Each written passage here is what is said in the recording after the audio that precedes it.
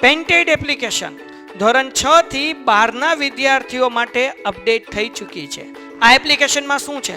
બધા જ વિષયના વિડીયોઝ છે. ગુજરાતની બેસ્ટ ફેકલ્ટી દ્વારા લાઈવ લેક્ચર્સ છે. આઈએમપી પ્રશ્ન છે, ટેસ્ટ સિરીઝ છે અને ગુજરાતના તમામ વિદ્યાર્થીઓ સાથે તમે તમારી કમ્પેરિઝન કરી શકો છો.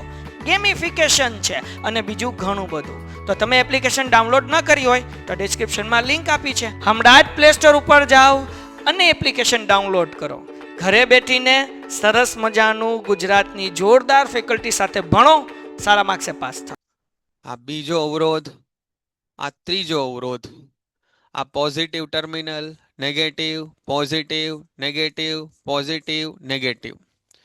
એકના ધન ઋણને બીજાના ધન હારે જોડો, બીજાના ઋણને ત્રીજાના ધન હારે જોડો, ત્રીજાના ઋણને ચોથાના ધન હારે જોડો અને આ ફાઇનલ જે અહીંયા ધન આવે એને તમે બેટરીના ધન હારે જોડી દો.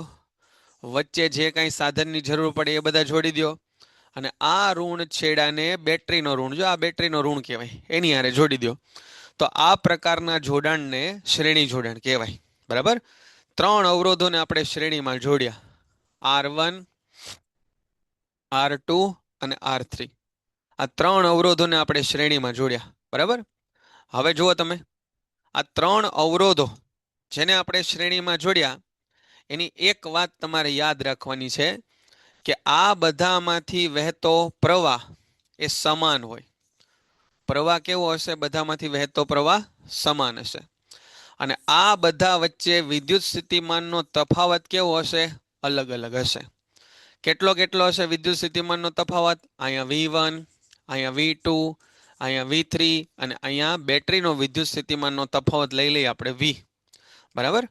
તો હવે આપણે આવું લખી શકાય કે આ V બરાબર કેટલા થાય? તો કે V બરાબર થાય સાહેબ V1 વત્તા V2 વત્તા V3. બરાબર? V બરાબર આ V કેટલા થાય? તો કે V1 V2 V3 ના સરવાળા જેટલું થાય. આને આપણે આપી દઈએ સમીકરણ નંબર 1. હવે જો દરેક અવરોધો માટે જો મારે ઓહમનો નિયમ લખવો હોય તો આ ઓહમનો નિયમ કઈ રીતે લખાય? તો કે આમ લખાય છે, V is equal two IR. પણ અહીંયા બધામાંથી વહેતો પ્રવાહ સરખો છે સાહેબ, બધામાંથી વહેતો પ્રવાહ સરખો છે I. પણ બધાના વિદ્યુત સ્થિતિમાનના તફાવત અલગ છે. તો V ની બદલે V1 લખાય, R ની બદલે R1 લખાય. એવી રીતે V2 બરાબર IR2 લખાય. એવી રીતે V3 બરાબર IR3 લખાય. હવે આપણે આમાં શું કરવાનું છે એ તમે સમજી લ્યો કે સાહેબ આપણે એવું કરવું છે કે આ સર્કિટમાંથી ત્રણેય અવરોધને કાઢી નાખો અને ત્રણ અવરોધની જગ્યાએ એક અવરોધ તમે એવો મૂકી દો કે જેના કારણે જેટલો પ્રવાહ અહીંયા મળતો હતો એટલો જ પ્રવાહ અહીંયા મળે. ત્રણનું કામ ટૂંકમાં એક કરે એવો અવરોધ મૂકી દો. એને આપણે નામ આપ્યું RS. S એટલે સિરીઝ. અંગ્રેજીમાં શ્રેણીને શું કહીએ આપણે? સિરીઝ કહીએ. તો આ RS છે. બરાબર? આવો અવરોધ આપણે અહીંયા છે જોડી દીધો. બરાબર? તો આના માટે શું લખાય? તો કે સાહેબ V is equal two IR. પણ હવે અવરોધ કેટલો છે? તો કે RS. વિદ્યુત સ્થિતિમાનનો તફાવત V. પ્રવાહ કેટલો જોઈએ છે? I જેટલો. તો આ કિંમતો થઈ ગઈ. હવે આ બધી કિંમતો જો, આ V ની કિંમત અહીંયા મૂકી દો, V1 ની કિંમત અહીંયા મૂકી દો, V2 ની કિંમત અહીંયા મૂકી દો, V3 ની કિંમત અહીંયા મૂકી દો. આ બધી કિંમતો છે એ આપણે મૂકી દઈએ. બરાબર? તો અહીંયા હું લખું, V ની જગ્યાએ શું લખાય? V ની જગ્યાએ લખાય સાહેબ IRS. IRS. V1 ની જગ્યાએ શું લખાય? IR1. V2 ની જગ્યાએ શું લખાય? IR2. અને એવી રીતે V3 ની જગ્યાએ લખાય IR3. વચ્ચે તમારે લખવું પડે બધું કે આને પરિણામ નંબર 2 આપો, આને પરિણામ નંબર 3 આપો, પરિણામ 2 અને 3 ની કિંમત સમીકરણ 1 માં મૂકતા, એવું બધું લખવું પડે પણ અત્યારે નથી લખતા આપણે. તો આ થઈ ગયું IRS બરાબર, અહીંયાથી I કોમન નીકળે. કોમન નીકળે ને બેટા તો આ થઈ જાય R1 plus R2 plus R3. અહીંયાથી I અને I ઉડી જાય તો આ થઈ ગયા RS બરાબર R1 plus R2 plus R3. અને જો આવા n અવરોધો હોય તો આ થઈ જાય R1 plus R2 plus R3 up to Rn. બરાબર ને? તો આ શ્રેણી જોડાણનું તો સર સમજાણું હશે તમને. ખ્યાલ આવ્યો? બોલો બધાને. સમજાય છે બેટા? ખ્યાલ આવશે? ખબર પડે છે બધાને? સરળ છે શ્રેણી જોડાણનું સૂત્ર. શ્રેણી જોડાણની લાક્ષણિકતા શું થાય? પ્રવાહ સમાન હોય, વિદ્યુત સ્થિતિમાનનો તફાવત વહેંચાઈ જાય, સમતુલ્ય અવરોધ એ જોડેલા બધા અવરોધના સરવાળા જેટલો હોય. બરાબર? ચાલો હવે આપણે સમાંતર જોડાણ સમજીએ. ચાલો સમાંતર જોડાણ સમજીએ. કોને કહેવાય સમાંતર જોડાણ? જોજો, અવરોધોના તંત્રનું સમાંતર જોડાણ. સમાંતર જોડાણ કોને કહેવાય સમાંતર જોડાણ? તો કે સાહેબ 3 અવરોધો તમે લઈ લો. 3 અવરોધો તમે લઈ લો. 3 અવરોધ લીધા આપણે. પહેલો અવરોધ લીધો R1, બીજો અવરોધ R2, આ ત્રીજો અવરોધ R3. આ આના પોઝિટિવ ટર્મિનલ છે. Positive negative, positive negative, positive negative. આ ત્રણેય પોઝિટિવ ટર્મિનલને એક સાથે જોડી દો. ત્રણેય નેગેટિવ ટર્મિનલને એક સાથે જોડી દો. અને આ પોઝિટિવને બેટરીના પોઝિટિવ વારે જોડો, આ નેગેટિવને બેટરીના નેગેટિવ સાથે જોડો. અને આ રીતે જે જોડાણ મળે એને કહેવાય સમાંતર જોડાણ. આને કહેવાય સમાંતર જોડાણ. બરાબર? જો અહીંયા સમાંતર જોડાણમાં ધારો કે અહીંયાથી કુલ પ્રવાહ I નીકળો. આ I પ્રવાહ જ્યારે અહીંયા પહોંચે ને ત્યારે એના 3 ભાગ પડે. ધારો કે અહીંયા પડ્યો I1, થોડોક પ્રવાહ અહીંયા ગયો I2, થોડોક પ્રવાહ અહીંયા ગયો I3. તો આને કહેવાય R3, R2 અને R1. 3 અવરોધોમાં અનુક્રમે I1, I2, I3 પ્રવાહ ગયો. આની ખાસિયત તમારે શું યાદ રાખવાની છે? તો કે અહીંયા અવરોધોના 2 છેડા વચ્ચે વિદ્યુત સ્થિતિમાનનો તફાવત કેવો રહે? સમાન રહે. અને અવરોધોમાંથી પસાર થતો પ્રવાહ કેવો હોય? તો કે અલગ અલગ હોય. કઈ રીતે અલગ અલગ હોય? તો કે વહેંચાઈ જાય. એ છે વહેંચાઈ જાય. પ્રવાહ છે વહેંચાઈ જાય. બરાબર? તો ત્યાંથી જ આપણે સમીકરણ શરૂ કરવાનું. આપણું શું લખવાનું? તો કે કુલ પ્રવાહ સાહેબ I હતો. એ I પ્રવાહ વહેંચાઈને થઈ ગયો I1 plus I2 plus I3. પ્રવાહ વહેંચાઈ ગયો. બરાબર? હવે જુઓ તમે, ત્રણેય અવરોધો માટે સૂત્ર લગાડીએ આપણે. V is equal two IR. આ સૂત્રમાં જે આવે ને એને કરતા બનાવવાનું. આ સૂત્રમાં જે આવે ને એને કરતા બનાવવાનું. તો અહીંયા લખાય I બરાબર V ના છેદમાં R. I બરાબર V ના છેદમાં R. પ્રવાહ અલગ છે એટલે I ની જગ્યાએ 1 કરું. વિદ્યુત સ્થિતિમાન સમાન છે તો કાંઈ નહીં કરવાનું. અવરોધ એ સમાન છે તો અવરોધ અલગ અલગ છે તો ત્યાં R1 કર્યું. આ થઈ ગયું I2 બરાબર V ના છેદમાં R2.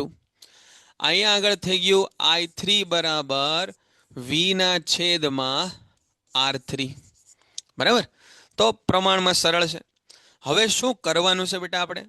તો કે સાહેબ આ ત્રણેય અવરોધને કાઢી નાખો અને આ ત્રણેય અવરોધની જગ્યાએ એક અવરોધ એવો મૂકી દો કે આ ત્રણેય જેવું કામ આપે. આ ત્રણેય જેવું કામ આપે. એને આપણે કીધું equivalent resistance in parallel connection. એટલે સમાંતર જોડાણ માટેનો સમતુલ્ય અવરોધ. સમાંતર જોડાણ માટેનો સમતુલ્ય અવરોધ. બેટા આ તમારે યાદ રાખવાનું છે કે V છે એ સમાન રહે અને I છે એ વહેંચાઈ જાય. I વહેંચાઈ જાય એટલે આ થઈ જાય I બરાબર I1 plus I2 plus I3 થઈ જાય. V is equal two IR સૂત્ર તમારે યાદ જ રાખવાનું છે. V is equal two IR સૂત્ર ડિમ્પલબેન તમારે યાદ જ રાખવાનું છે. બરાબર? આ I1 ને કરતા બનાવો I ને તો આ થઈ જાય I એટલે V ના છેદમાં R. બરાબર? તો I1 એટલે થઈ ગયું v ના છેદમાં r1, i2 એટલે v ના છેદમાં r2, i3 એટલે v ના છેદમાં r3. હવે આપણે આ ત્રણેયને કાઢી નાખવા છે અને કોઈ એક જ અવરોધ એવો લાવવો છે કે આ ત્રણેય જેવું કામ કરે. તો એના માટે લખાય મારે i બરાબર v ના છેદમાં rp. અવરોધ કેટલો હવે રાખવો છે? તો કે rp જેટલો. વિદ્યુત સ્થિતિમાનનો તફાવત કેટલો છે? તો કે આ v જેટલો, જેટલો બેટરીનો છે ને એટલો. પ્રવાહ કેટલો વહેવડાવવાનો છે? તો કે i જેટલો. હવે આ ચારેય કિંમત તમે મૂકી દો. આ 1 2 3 4 ચારેય કિંમત અહીંયા મૂકી દો. i ની જગ્યાએ શું લખાય? જુઓ, i ની જગ્યાએ લખાય v ના છેદમાં rp. i1 ની જગ્યાએ શું લખાય? જો આ રહ્યું v ના છેદમાં r1. i2 ની જગ્યાએ શું લખાય? v ના છેદમાં r2. અને અહીંયા લખાય v ના છેદમાં r3. તો અહીંયા જુઓ તમે, આ થઈ ગયું v ના છેદમાં rp બરાબર. અહીંયાથી v કોમન લઈ લો. v કોમન લઈ લો તો અહીંયા શું બચે? 1 ના છેદમાં r1 વત્તા 1 ના છેદમાં r2 વત્તા 1 ના છેદમાં r3. બરાબર. અહીંયાથી v છે એ કેન્સલ થઈ જશે. અહીંયાથી v અને v છે એ કેન્સલ થઈ જાય. તો શું વધ્યું? શું વધ્યું આપણી પાસે? તો કે વધ્યું સાહેબ 1 ના છેદમાં rp બરાબર 1 ના છેદમાં r1 વત્તા 1 ના છેદમાં r2 વત્તા 1 ના છેદમાં r3. બરાબર. આ ત્રણ આવું વધશે. બરાબર. ચાલો, તો તમે સમજવાનો પ્રયત્ન કરજો. આને આપણે ચેપ્ટર આખું પૂરું કરવું છે અને પછીનું ચેપ્ટર હજી શરૂ કરવાનું છે આપણે. બરાબર. તો આ વાત થઈ શ્રેણી જોડાણની, સમાંતર જોડાણની. હવે ઘર વપરાશમાં વિદ્યુત પરિપથોને શા માટે આપણે છે એ શ્રેણી જોડાણમાં નથી જોડતા? ઘર વપરાશમાં જે અહીંયા આપણે જે કનેક્શન રાખ્યું છે એ બધું કનેક્શન કયું છે? તો કે કનેક્શન છે એ સમાંતર જોડાણનું છે. એ કનેક્શન સમાંતર જોડાણનું છે. તો જો અહીંયા ઘર વપરાશમાં શ્રેણી વાપરો તો શું થાય? તો કે શ્રેણીમાં છે વિદ્યુત પ્રવાહ સમાન રહે. તેથી બલ્બ અને હીટરને છે એ સમાન પ્રવાહ મળે અને જેની આપણે જરૂર નથી. આપણે ઘરમાં શું જોઈએ છીએ? આપણે ઘરમાં છે ને v સમાન જોઈએ છે અને i છે ને અલગ અલગ જોઈએ છે. અને v સમાન અને i અલગ અલગ એ સમાંતર જોડાણમાં જ મળે. એ સમાંતર જોડાણમાં જ તમને મળશે. શ્રેણી જોડાણમાં એક પરિપથ, એક ઉપકરણ બંધ થઈ જાય ને, અહીંયા જુઓ આ R2, માનો કે આ 3 બલ્બ છે, આ 3 બલ્બ છે. એમાં જો આ વચ્ચેનો બલ્બ બંધ થઈ જાય ને તો બાકીના 2 ચાલુ ન રહે, 2 બંધ જ થઈ જાય. બરાબર. તો 2 છે એ બંધ થઈ જશે. પછી જો દરેક ઉપકરણને સ્વતંત્ર રીતે ચાલુ બંધ કરવા માટે સ્વિચ ન મળે, એક જ સ્વિચ હોય. બરાબર. તો આ બધા છે એના ફાયદા ગેરફાયદા થયા. ઘર વપરાશમાં શા માટે સમાંતર જોડાણ, એના ફાયદાઓ. આના જે ગેરફાયદા છે એ જ ફાયદા છે, એને તમે વાંચીને યાદ રાખી શકશો. પછી જો વિદ્યુત પ્રવાહ વડે ઉષ્મા કેવી રીતે ઉત્પન્ન થાય? બરાબર. વિદ્યુત પ્રવાહ એટલે શેનો પ્રવાહ? તો કે ઇલેક્ટ્રોનનો પ્રવાહ. અને આ ઇલેક્ટ્રોન આમથી આમ ભટકાય ને એના કારણે ઉષ્મા ઉત્પન્ન થાય. જો ઇલેક્ટ્રોન્સનું વહન જાળવી રાખવા માટે બેટરીએ ઉર્જા ખર્ચ કરતી રહેવી પડે. બરાબર. બેટરીએ ઉર્જા ખર્ચ કરતી રહેવી પડે. હવે જો વિદ્યુત પ્રવાહની તાપી અસર, આ અગત્યનો પ્રશ્ન છે. વિદ્યુત પ્રવાહની તાપી અસર એનો મતલબ શું થાય? કે વિદ્યુત પ્રવાહ જ્યારે પસાર થાય ને ત્યારે સાધન છે એ ગરમ થાય. જેમ કે તમે જુઓ કે લાંબો સમય સુધી તમે બલ્બને ચાલુ રાખો તો બલ્બ ગરમ થઈ જાય, ટ્યુબલાઇટ ગરમ થઈ જાય. કોઈ પણ ઇલેક્ટ્રિક સાધનને તમે લાંબો સમય ચાલુ રાખો એટલે ગરમ થઈ જાય. બરાબર. મોબાઈલ એ આપણે કેમ ચાર્જિંગ ડિસ્ચાર્જિંગ કરીએ ત્યારે ગરમ થાય, વાપરતા હોય તો ક્યારેક વધારે પડતા ગરમ થઈ જાય. બરાબર. એ બધું સર્કિટના હિસાબે. પણ જ્યારે વિદ્યુત પ્રવાહ પસાર થાય, માનો કે કોઈ તાર છે, ધારો કે આ વાયર છે, આ વાયરને માનો કે હું બહુ વધારે લોડ આરે લાંબો સમય શરૂ રાખું તો આ વાયર ગરમ થઈ જાય, એવું થાય. બરાબર. એને કહેવાય વિદ્યુત પ્રવાહની તાપી અસર. આપણે અત્યારે શિયાળામાં છે એ જો રેગ્યુલર રોજ બધા નહાતા હોય તો શું આપણે કરીએ? હીટરની મદદથી પાણી ગરમ કરીએ. તો હીટરની અંદર એક પ્રકારનો તાર જ છે ને, જાડો. બરાબર. અને એ તાર છે એ ગરમ થાય છે. તો એને કહેવાય વિદ્યુત પ્રવાહની તાપી અસરો. જો શું લખ્યું છે અહીંયા કે ઊંચો અવરોધ ધરાવતા વાહક તાર જેવા કે નિક્રોમમાંથી વિદ્યુત પ્રવાહ પસાર થાય ત્યારે ઉષ્મા ઉત્પન્ન થાય. જો વિદ્યુત પ્રવાહ જ્યારે પસાર થાય ત્યારે ઉષ્મા ઉત્પન્ન થાય. અને એને શું કહેવાય? વિદ્યુત પ્રવાહની તાપીય અસર કહેવાય. આવી ઉષ્મા આવી ક્યાંથી ભાઈ? તો કે એ બધી ઉષ્મા છે એ બેટરીમાંથી આવી. બેટરીની ઉર્જા સતત ખર્ચ થતી રહે ત્યાંથી. હવે આપણે જૂલ ઉષ્માનું સૂત્ર મેળવવું છે. જૂલ ઉષ્માનું સૂત્ર. કાર્યનું ઉર્જામાં રૂપાંતર થાય, ઉર્જાનું કાર્યમાં રૂપાંતર થાય. એક સૂત્ર આપણી પાસે આવું છે, V is equal two W ના છેદમાં Q. તો અહીંયાથી સૂત્ર એવું મળે, W is equal two V Q joule. આ W ને કરતા બનાવો તો એ થઈ જાય V ઇન્ટુ Q. તો આ W બરાબર આ V. એક સૂત્ર આપણી પાસે આવ્યું છે, I is equal to Q by T. I is equal to Q ના છેદમાં T. તો Q બરાબર કેટલા થઈ જાય? I ગુણ્યા T થઈ જાય. તો અહીંયા આગળ હું લખી નાખું I ગુણ્યા T. I into T. V ની જગ્યાએ શું લખી શકીએ આપણે? W is equal two V ની જગ્યાએ લખાય સાહેબ IR. તો V ની જગ્યાએ IR લખી નાખ્યું. Q ની જગ્યાએ IT લખી નાખ્યું. તો આ શું થઈ ગયું? જુઓ, W બરાબર I ગુણ્યા I એટલે I સ્ક્વેર. આ એક વખત R અને એક વખત T એટલે આ થઈ ગયું W બરાબર I સ્ક્વેર RT. અને આ જે કાર્ય બેટરી કરે છે એનું રૂપાંતર શેમાં થાય? ઉષ્મામાં. ઉષ્માને અંગ્રેજીમાં હીટ કહેવાય, એટલા માટે એના નામ આપ્યું IH is equal two I square RT. અને આ પ્રકારની સાબિતી સૌથી પહેલા કોણે આપી હતી? તો કે જૂલ નામના વૈજ્ઞાનિકે આપી હતી. એટલા માટે આને જૂલનો તાપીય નિયમ કહેવાય. આ જે માહિતી આપી હતી H is equal two I square RT, આ સમીકરણ કોણે તારવ્યું હતું? તો કે આ સમીકરણ જૂલ નામના વૈજ્ઞાનિકે તારવ્યું હતું. એટલા માટે એને છે જૂલનો તાપીય નિયમ કહેવાય. જૂલનો તાપીય નિયમ કહેવાય. બરાબર? તો અહીં લખ્યું છે જૂલનો તાપીય નિયમ. લખો અને સમજાવો. અને આ અગત્યનો પ્રશ્ન છે, જૂલના તાપીય નિયમ પર કાર્ય કરતા સાધનોના નામ આપો. હવે યાદ રાખજો, તમારે ખાલી ઇસ્ત્રી એવું નથી લખવાનું, તમારે લખવાનું છે વિદ્યુત ઇસ્ત્રી. વિદ્યુત વગરની ઇસ્ત્રી આવે ને કોલસાવાળી, તમારે ખાલી ટોસ્ટર નથી લખવાનું, તમારે લખવાનું છે વિદ્યુત ટોસ્ટર. બરાબર? પછી ફ્યુઝ, બલ્બ, હીટર. બરાબર? હીટર નહીં, તમારે લખવાનું વિદ્યુત હીટર. તો જૂલ ઉષ્માના નિયમ ઉપર કામ કરતા સાધનો: વિદ્યુત ટોસ્ટર, વિદ્યુત ઇસ્ત્રી, ફ્યુઝ, વિદ્યુત બલ્બ, હીટર. બરાબર? બલ્બની અંદર પ્રશ્નો પૂછાય છે. બલ્બ છે એ ફિલામેન્ટના, બલ્બનો ફિલામેન્ટ, ફિલામેન્ટ એટલે આ જે સ્પ્રિંગ જેવું નાનકડું તમને દેખાય ને પાતળો તાર, એને ફિલામેન્ટ કહેવાય. એ ટંગસ્ટન ધાતુનો બનાવવામાં આવે કે જેનું ગલન બિંદુ છે ને એ ખૂબ ઊંચું હોય. કેટલું હોય? તો કે 3380 ડિગ્રી સેલ્સિયસ જેટલું હોય. કોઈ વસ્તુને તમે ગરમ કરો ને એટલે ચમકે. તો આ ટંગસ્ટનના તારને તમે ગરમ કરો ને એટલે ચમકે, અને એના કારણે આપણને આ બલ્બ છે એ પ્રકાશિત દેખાય. બરાબર? ટંગસ્ટનને એવા લક્ષણ છે કે એ લચીલા છે, ઊંચું તાપમાને તે પીગળી નથી જતા, એનું બાષ્પીકરણ નથી થતું, એટલા માટે એને બલ્બના ફિલામેન્ટમાં વાપરવામાં આવે. બલ્બની અંદર નિષ્ક્રિય વાયુઓ ભરવામાં આવે, જેમ કે આર્ગન ભરવામાં આવે, નિયોન ભરવામાં આવે, અથવા બેયનું મિશ્રણ ભરવામાં આવે.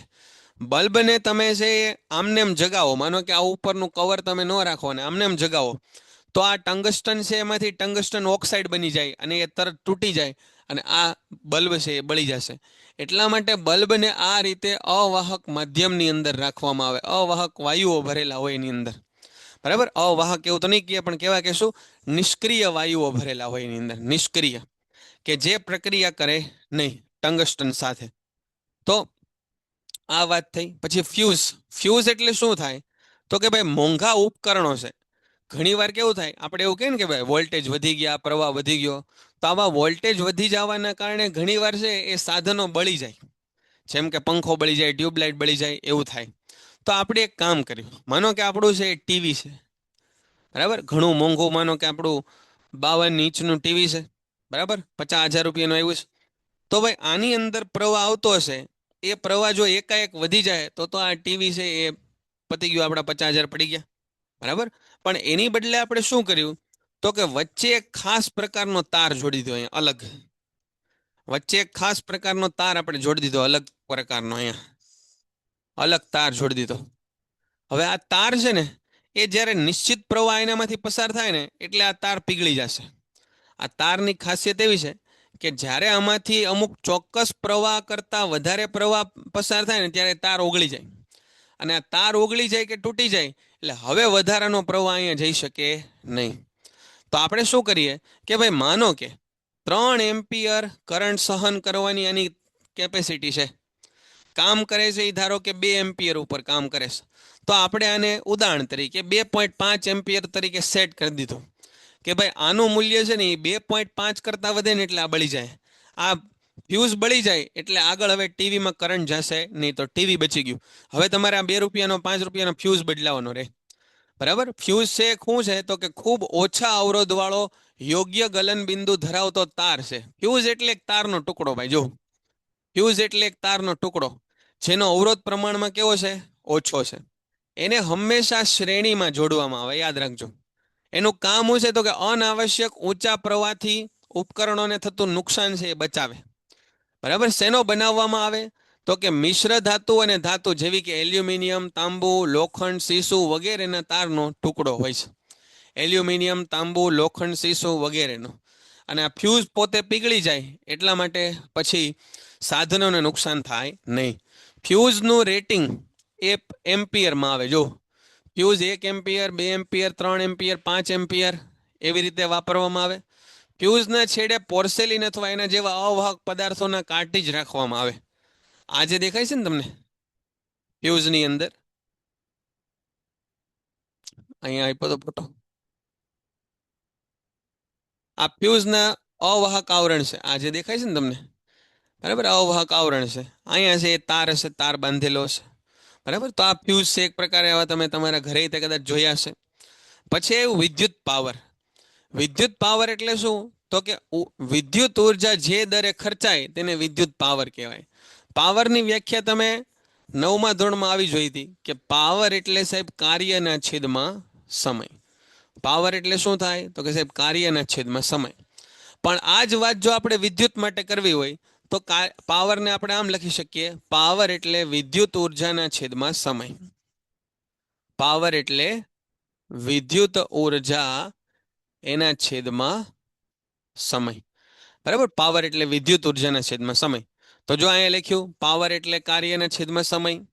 પછી કાર્ય માટે શું લખી શકીએ આપણે? ડબલ્યુ માટે વીક્યુ લખી શકીએ. તો ડબલ્યુ ની જગ્યાએ વીક્યુ લખી નાખ્યું.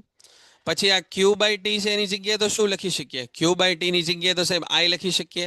તો આ થઈ ગયું P is equal to VI. આ અગત્યનું સમીકરણ છે. P is equal to VI. P એટલે વિદ્યુત પાવર, વી એટલે વિદ્યુત સ્થિતિમાનનો તફાવત અને એ એટલે પ્રવાહ. વી ની જગ્યાએ તમે આઈઆર મૂકી દો તો આ વીઆઈ, આ વીઆઈ માં વી ની જગ્યાએ તમે આઈઆર મૂકી દો તો આઈઆર ગુણ્યા આઈ એટલે આ થઈ ગયું આઈ સ્ક્વેર આર. તો પાવરનું એક બીજું સમીકરણ મળ્યું, P is equal to I square R. પછી તમે જુઓ આ P is equal to V I, એમાં આઈ ની જગ્યાએ તમે મૂકી દો V by R. V by R મૂકી દો. અહીંયા જો આઈ ની જગ્યાએ વી બાય આર મૂકો તો આ થઈ ગયું વી સ્ક્વેરના છેદમાં આર. વી સ્ક્વેરના છેદમાં આર. તો પી બરાબર થઈ ગયું વી સ્ક્વેરના છેદમાં આર. બરાબર. પાવરનો એસઆઈ એકમ છે વોટ છે, યાદ રાખજો.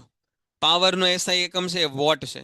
અને 1 વોટ એટલે 1 વોલ્ટ એમ્પિયર થાય. કેમ 1 વોલ્ટ એટલે? કેમ કે પી ઇઝ ઇક્વલ ટુ આઈવી છે ને સાહેબ. પી ઇઝ ઇક્વલ ટુ આઈવી અથવા પી ઇઝ ઇક્વલ ટુ વીઆઈ છે.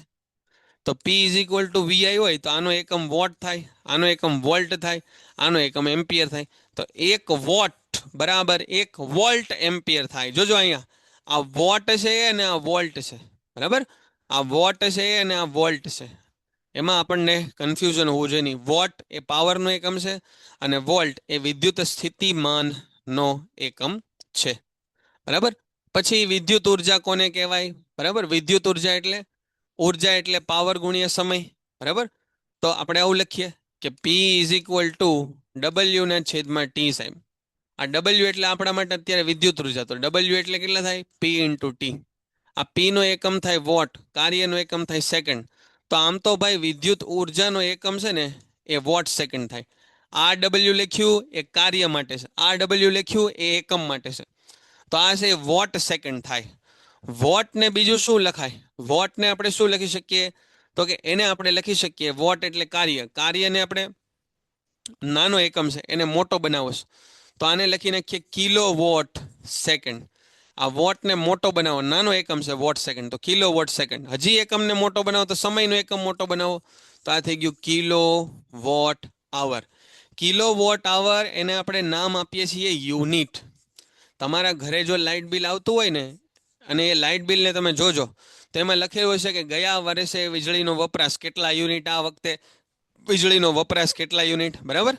તો આ કિલો વોટ આવર છે એને એક યુનિટ પણ કહેવામાં આવે છે. 1 કિલો વોટ આવર એટલે 3.6 ગુણ્યા 10⁶ થાય. 1 કિલો વોટ આવર એટલે 3.6 ગુણ્યા 10⁶ જૂલ થાય. આ યાદ રાખવાનું, ગોખવાની જરૂર નથી. કિલો વોટ આવર, કિલોની જગ્યાએ તમે લખી શકો 1000, વોટની જગ્યાએ લખાય વોટ, ગુણ્યા કલાકની જગ્યાએ તમે લખી શકો 3600 સેકન્ડ. કલાકની જગ્યાએ તમે લખી શકો 3600 સેકન્ડ. તો આ થઈ ગયું 3600, એની પાછળ 1, 2 અને 3 મીંડા, વોટ સેકન્ડ. વોટ એટલે થાય બેટા જૂલ પ્રતિ સેકન્ડ, એટલે જૂલ એટલે થાય વોટ સેકન્ડ. જૂલ એટલે વોટ સેકન્ડ થાય. તો વોટ સેકન્ડની જગ્યાએ જૂલ લખી નખાય. તો અહીંયા લખી નાખીએ જૂલ. આ અત્યારે પોઈન્ટ અહીંયા કહેવાય 1, 2, 3, 4, 5 અને 6.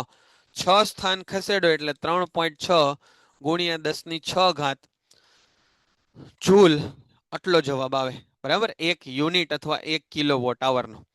બોલો, અહીં સુધી ક્લિયર છે? પાછળના પ્રશ્નો પ્રમાણમાં સરળ છે, તમે એને એક વાર વાંચશો તોય તમને ખ્યાલ આવી જશે. ખ્યાલ આવ્યો બધાને? ક્લિયર છે? બરાબર.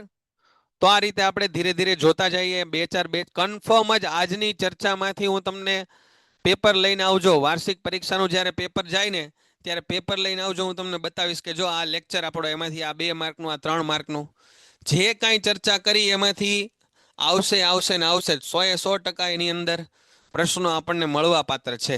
ચાલો, હવે આપણે નેક્સ્ટ આપણું ચેપ્ટર શરૂ કરવું છે. એ છે પ્રકરણ નંબર 11. બરાબર, પ્રકરણ નંબર 11 વિદ્યુત પ્રવાહની ચુંબકીય અસરો. એની ચર્ચા આપણે શરૂ કરીએ. વિદ્યુત પ્રવાહની ચુંબકીય અસરો. ચાલો, પુસ્તકમાં તમે જોઈ લો જરા વિદ્યુત પ્રવાહની ચુંબકીય અસરો. એનો થોડો અભ્યાસ તમે કરો.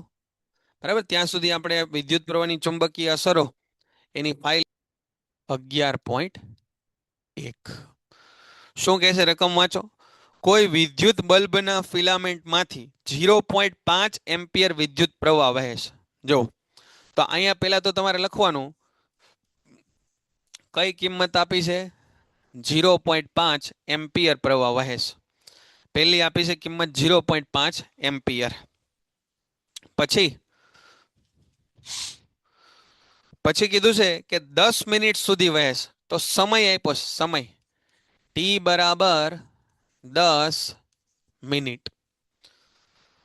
તો પરિપથમાંથી વહેતો વિદ્યુત ભાર ગણો. વિદ્યુત ભારને ક્યુ કહેવાય બેટા. ક્યુ પૂછ્યો છે. ક્યુ કેટલો થાય? બોલો, અહીં સુધી બધાને ખ્યાલ આવી ગયો કે ભાઈ સાહેબ આઈ આપ્યો છે, ટી આપેલો છે અને ક્યુ શોધવાનો છે. તો તમારે વિચારવાનું કે ભાઈ આઈ, ક્યુ અને ટી એને જોડતો કાંઈ રિલેશન મારી પાસે છે? તો કે હા છે ને સાહેબ. કયું રિલેશન છે? I is equal to Q ના છેદમાં T. I is equal to Q ના છેદમાં ટી. તો અહીંયાથી ક્યુ ને કરતા બનાવો તો ક્યુ બરાબર થઈ ગયું આઈટી. ક્યુ બરાબર આઈટી. હવે અહીંયા આગળ બધા બાળકો ભૂલ કરે છે. આ બધું કરી નાખે, એને બધું આવડતું હોય. આની આ કિંમત અહીંયા લખી નાખે. અહીંયા 0.5 લખશે, અહીંયા ટી બરાબર છે એ 10 લખશે. પણ તમારે સમજવાનું છે કે આપણે આ એકમ છે ને એ એસઆઈ એકમ જોઈએ, એટલે આ સેકન્ડમાં હોવું જોઈએ. તો મિનિટને સેકન્ડમાં ફેરવવા માટે 60 વડે ગુણવું પડે. તો અહીંયા આગળ મારે આ 10 ગુણ્યા 60 હું કરું એટલે આ મને મળ્યો જવાબ કેટલો? 600 સેકન્ડ. આ સૂત્રમાં ક્યુ ફરજિયાત કુલમમાં હોવો જોઈએ, ટી ફરજિયાત સેકન્ડમાં હોવો જોઈએ. તો જ આપણને આઈ છે ને એ એમ્પિયરમાં મળે, અન્યથા મળે નહીં. બરાબર. હવે આ આઈ છે એની કિંમત કેટલી છે? આઈની કિંમત છે 0.5. હવે આવું તમને ખબર પડે કે 0.5 એટલે છે 5/10 થાય. અને આના છેદ ઉડાડો ને એટલે 1/2 એમ્પિયર આવે. સમજાય ને ભાઈ? 5/10 1/2. બરાબર. તો અહીંયા લખીએ આપણે 1/2 ગુણ્યા સમય કેટલો મળ્યો ભાઈ? 10 નથી લખવાના, આ 600 લખવાના છે, 600. તો આ થઈ ગયું 600/2. 600/2 એટલે 300 કુલમ જવાબ આવે. ક્યુ બરાબર કેટલા આવ્યો? 300 કુલમ જવાબ આવ્યો. બરાબર? લખવાનું ભાઈ, લખી જ નાખવાનું બધું, ગણતા જવાનું આપણે. પછી જુઓ ઉદાહરણ 11.2 છે ને એ પૂછાય એવો છે. ઉદાહરણ 11.2 છે ને એ પૂછાઈ જશે. જો અહીંયા ઉદાહરણ 11.2 ગણીએ આપણે. ચાલો તમે જોજો ભાઈ, રકમ તમારે જોતા જવાની છે. આમને હું અહીંયા લખું અને જોતા નથી રહેવાનું. રકમ જોવાની છે, વાંચવાની, સમજવાની. ઉદાહરણ 11.2 જુઓ, પુસ્તકમાં પેજ નંબર 173 ઉપર આપ્યું છે. 12 વોલ્ટ વિદ્યુત સ્થિતિમાનનો તફાવત ધરાવતા. તો 12 વોલ્ટ વિદ્યુત સ્થિતિમાનનો તફાવત એટલે V બરાબર આપણને 12 વોલ્ટ આપ્યા છે. V બરાબર 12 વોલ્ટ. બે બિંદુઓ વચ્ચે 2 કુલમ વિદ્યુત ભાર લઈ જવા માટે Q is equal two 2 coulomb વિદ્યુત ભાર લઈ જવા માટે કેટલું કાર્ય કરવું પડે? તો W બરાબર કેટલા? આવું આપણને પૂછ્યું. તો પહેલું કામ તમારે એ જ કરવાનું, સૂત્રો યાદ કરવાના. બરાબર? સૂત્રો યાદ કરવાના. પેજ નંબર 173 ઉપર મારે તો આપ્યું છે બેટા. પેજ નંબર 173 ઉપર 11.2 ઉદાહરણ આપ્યું છે ને ભાઈ બધાની ટેક્સ્ટબુકમાં. તમારી ટેક્સ્ટબુક જૂની હશે તો બેટા, ડિમ્પલબેન ટેક્સ્ટબુક જૂની હશે બેટા તમારી, એટલા માટે નીકળી ગયા હશે. એ ચેપ્ટર વાળી બુકમાં તમે જોશો તો તમને 173 ઉપર જ મળશે. હવે આવું સૂત્ર છે બેટા, V is equal two W ના છેદમાં Q. એકમ ધન વિદ્યુત ભારને એક બિંદુથી બીજા બિંદુ સુધી લઈ જવા માટે કરવા પડતા કાર્યને શું કહેવાય? વિદ્યુત સ્થિતિમાન કહેવાય. W શોધવું હોય તો W ને કરતા બનાવો. તો W ને કરતા બનાવો તો આ Q અહીંયા ગુણાઈ જાય. તો W બરાબર શું આવ્યું? VQ joule. બરાબર?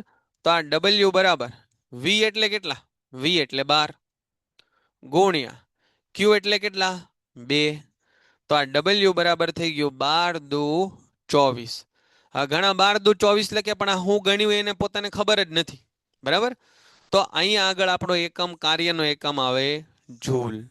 કોઈ પણ પેજ નંબર હોય બેટા, તમે ઉદાહરણ 11.2 ઉપર પહોંચી જાઓ, ભલે ગમે તે પેજ ઉપર આપ્યું હોય. બરાબર? નવી હોય જૂની હોય ટેક્સ્ટબુક, ઉદાહરણ 11.2 જુઓ તમે. પછી જુઓ ઉદાહરણ નંબર જોઈએ આપણે 11.7 જોઈએ. 11.7 ઉદાહરણ જોઈએ આપણે. જો ઉદાહરણ નંબર 11.7 જોઈએ. 11.7 એની અંદર તમને એક તાર આપ્યો છે અને એક બલ્બ આપ્યો છે. બરાબર? એક તાર આપ્યો છે અને એક બલ્બ આપ્યો છે.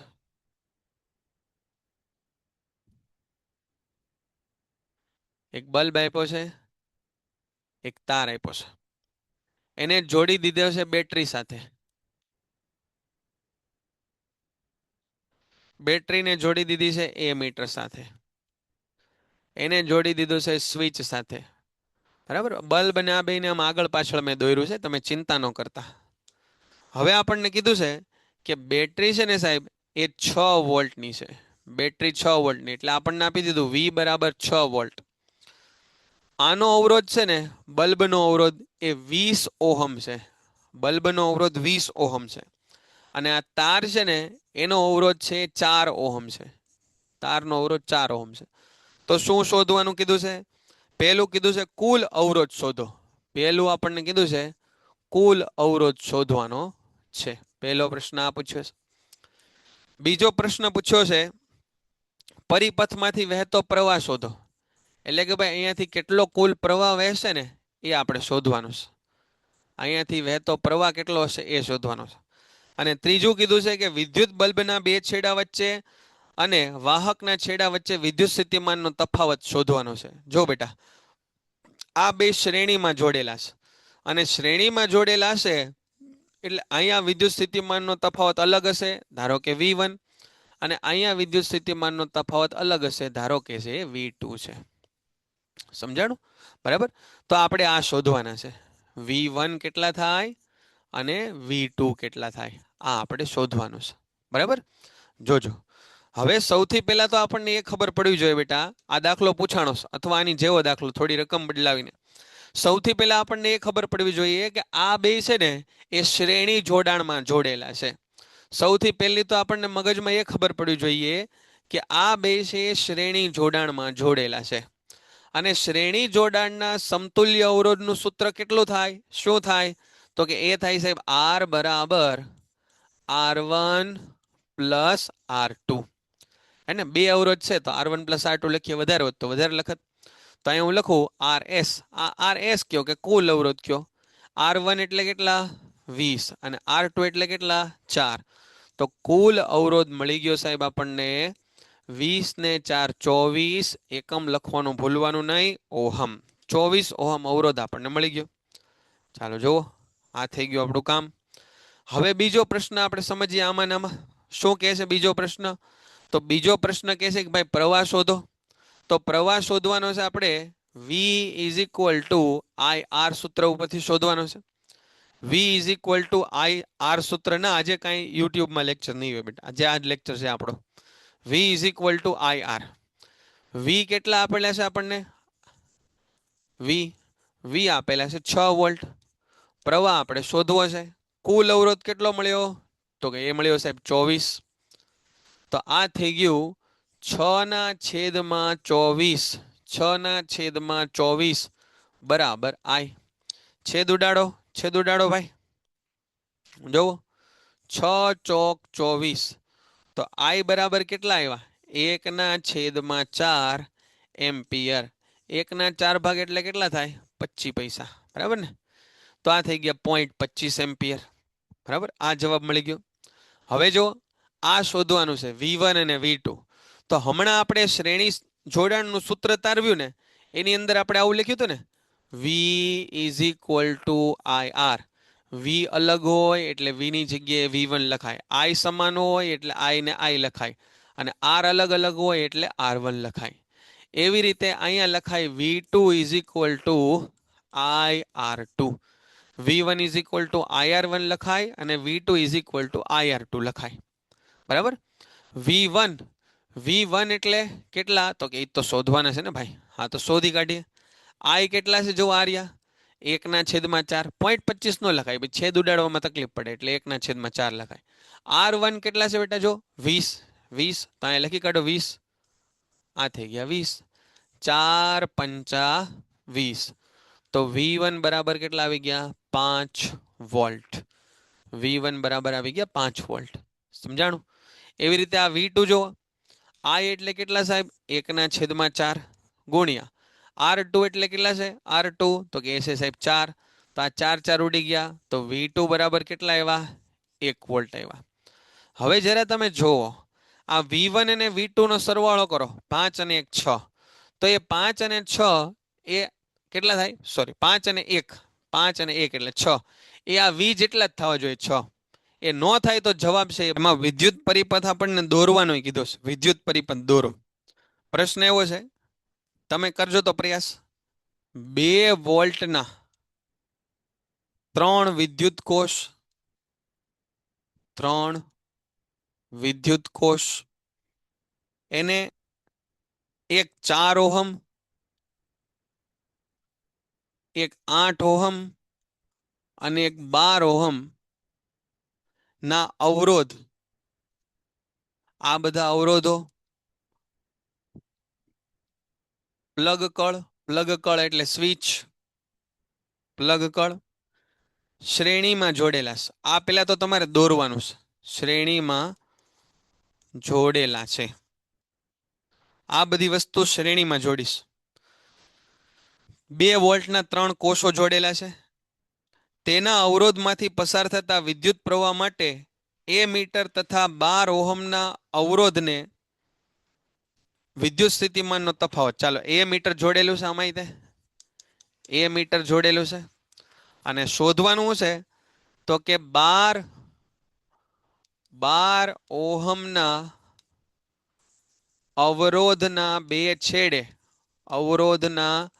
બે છેડે વિદ્યુત સ્થિતિમાનનો તફાવત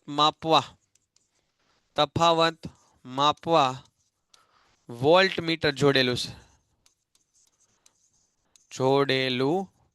છે. તો તમારે શું કહેવાનું છે? એ મીટર અને વોલ્ટ મીટરનું રીડિંગ. તમારે એ મીટર અને વોલ્ટ મીટરનું રીડિંગ કહેવાનું છે. એ મીટર અને વોલ્ટ મીટર નું રીડિંગ કહેવાનું છે. ચાલો આ સર્કિટ તમે દોરો તો. 2 વોલ્ટના 3 વિદ્યુત કોષો. 2 વોલ્ટના 3 વિદ્યુત કોષોનો મતલબ આવો થાય. જો બેટા, આ વિદ્યુત કોષનો સિમ્બોલ છે. આ એક, આ બીજો અને આ ત્રીજો. આવા 2 વોલ્ટના 3 વિદ્યુત કોષ આપણે જોડ્યા. આ પોઝિટિવ ટર્મિનલ, આ નેગેટિવ ટર્મિનલ. બરાબર. એની સાથે જોડવાના છે આપણે 3 અવરોધો. આ પહેલો અવરોધ, આ બીજો અવરોધ, આ ત્રીજો અવરોધ. 3 અવરોધ. એની સાથે જોડવાનું છે પ્લગ કળ એટલે સ્વિચ. શ્રેણી જોડાણમાં આ એ મીટર શ્રેણી જોડાણમાં જ આવે તો એ જોડી દીધું અહીંયા. બરાબર. આ પોઝિટિવ ટર્મિનલ થાય, આ નેગેટિવ ટર્મિનલ થાય. આ જે આપણો R1 કેટલા ઓહમનો છે? 4 ઓહમનો. 4 ઓહમનો. આ છે આપણો R2 કેટલા ઓહમનો છે? 8 ઓહમનો છે. આ છે આપણો R3 કેટલા ઓહમનો છે? 12 ઓહમનો છે. આના 2 છેડા વચ્ચે લગાડેલો છે એને વોલ્ટ મીટર. આમ લગાડાય વોલ્ટ મીટર. જો આ રીતે વોલ્ટ મીટર લગાડાય. અહીંયા વોલ્ટ મીટરનો પોઝિટિવ ટર્મિનલ આવે, અહીંયા નેગેટિવ ટર્મિનલ આવે. 12 વાગે આપણો લેક્ચર પૂરો થશે. 12 વાગે.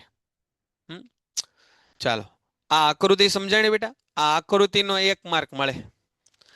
પેન્ટેડ એપ્લિકેશન ધોરણ 6 થી 12ના વિદ્યાર્થીઓ માટે અપડેટ થઈ ચૂકી છે. આ એપ્લિકેશનમાં શું છે? બધા જ વિષયના વિડીયોઝ છે. ગુજરાતની બેસ્ટ ફેકલ્ટી દ્વારા લાઈવ લેક્ચર્સ છે. આઈએમપી પ્રશ્ન છે, ટેસ્ટ સિરીઝ છે અને ગુજરાતના તમામ વિદ્યાર્થીઓ સાથે તમે તમારી કમ્પેરિઝન કરી શકો છો. ગેમિફિકેશન છે અને બીજું ઘણું બધું. તો તમે એપ્લિકેશન ડાઉનલોડ ન કરી હોય તો ડિસ્ક્રિપ્શનમાં લિંક આપી છે. હમણાં જ પ્લે સ્ટોર ઉપર જાઓ અને એપ્લિકેશન ડાઉનલોડ કરો. ઘરે બેઠીને સરસ મજાનું ગુજરાતની જોરદાર ફેકલ્ટી સાથે ભણો, સારા માર્ક્સે પાસ થાઓ. આકૃતિ આપણે બનાવીએ અને એનો 1 માર્ક મળે. દાખલા 2 માર્કમાં પૂછાય છે, 3 માર્કમાં પૂછાય છે, 1 માર્કમાં દાખલા જેવા સવાલ હોય છે. આ આકૃતિ સમજાણી બેટા? જો જે એને કીધું ને બધું આપણે અહીંયા જોડી દીધું. હવે આપણે અહીંયા શોધવાનો છે પ્રવાહ. આનું રીડિંગ બેયનું શોધવાનું છે. આનું રીડિંગ શોધવાનું છે, આનું રીડિંગ શોધવાનું છે. અહીંયાથી કેટલોક પ્રવાહ વહેતો હશે જે સમાન હોય. આ પ્રવાહ વહેતો એ પ્રવાહ કેવો હોય? સમાન હોય. બરાબર. અહીંયા ડિમ્પલબેન એને કીધું છે કે 3 અવરોધ લેવાના છે, એને સમાન શ્રેણીમાં જોડવાના. તો લાગત 3 અવરોધ આપણે જોડી દીધા. 3 સેલ જોડવાના. જો આ એક હોય ને, આને સેલ કહેવાય. સમજો, આને સેલ કહેવાય. આને સેલ કહેવાય એટલે વિદ્યુત કોષ કહેવાય.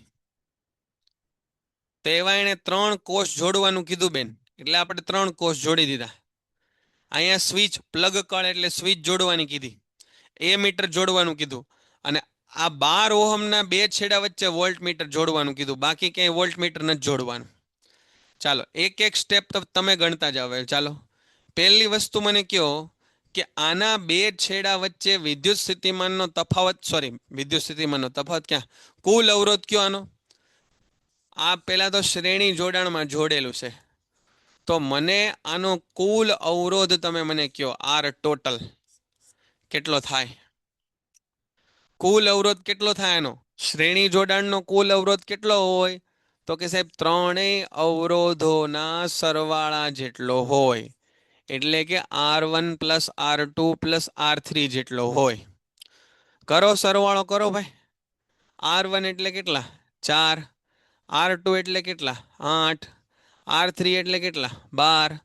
તો આ થઈ ગયા 8 ને 4 12, 12 અને 12 એટલે 24 ઓહમ.